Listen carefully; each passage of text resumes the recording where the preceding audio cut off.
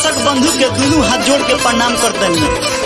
ए भैया, हम एगो गाना हिमाद्री इंटरटेनमेंट के माध्यम से गईले बानी, जवन की बाबा विश्वकर्मा के ऊपर बा। और वो सब ने गाना के एक बार सुनी और अपन प्यार दुलारा सही बनैले रही। साज फिल्म रिकॉर्डिंग स्टूडियो लाला छपरा चौक। बाबा विश्वकर्मा के पूजा धूमधाम से होखेला। बाबा विश्वकर्मा के पूजा धूमधाम से होखेला। अब इनके बेटा से नैया सब कर पार होखेला। अब इनके बेटा से नैया सब कर पार होखेला।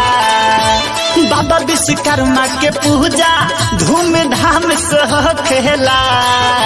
बाबा विश्वकर्मा के पूजा धूमधाम से होखेला।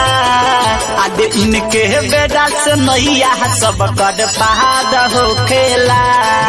आज इनके बेटा से नैया सब कर पार होखेला।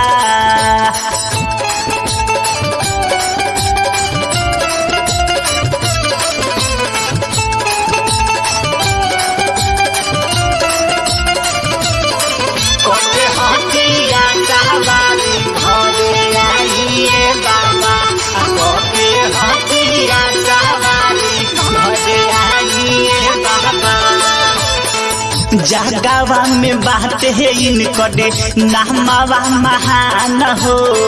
बाबा विश्वकर्मा के पूजे दुनिया जहान हो। जगावा में बात है इनकरे नामावा महान हो। बाबा विश्वकर्मा के पूजे दुनिया जहान हो। तीनों लोक में इनके जजकार होखेला। आज इनके बेटा से नैया सब कर पार होखेला। आज इनके बेटा से नैया सब कर पार होखेला।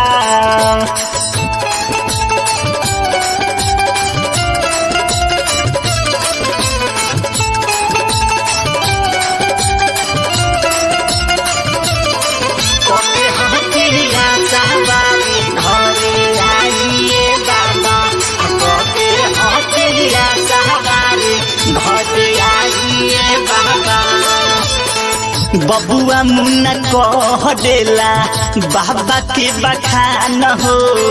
पूजा पाठ से हटे ना हटवलो से ध्यान हो। बबुआ मुन्ना कह देला बाबा के बखान हो। पूजा पाठ से हटे ना हटवलो से ध्यान हो। देवलोक में भी इनके जय जयकार होखेला। आज इनके बेटा से नैया सब कर पार होखेला। आज इनके बेटा से नैया सब कर पार होखेला। साज फिल्म रिकॉर्डिंग स्टूडियो लाला छपरा चौक।